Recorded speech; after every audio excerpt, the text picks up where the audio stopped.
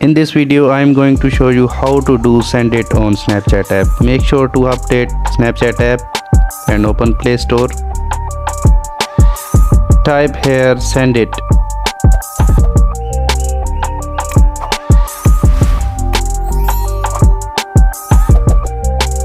I already downloaded it and open it.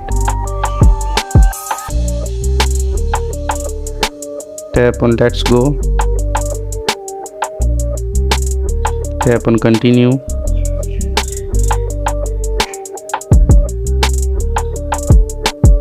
Allow contacts here. Here you can edit your Sendit.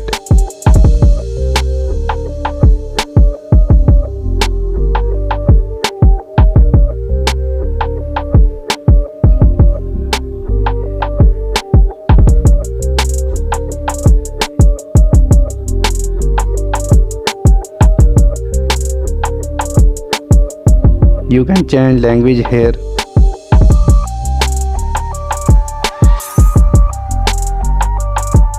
Click on share. You can also change background there.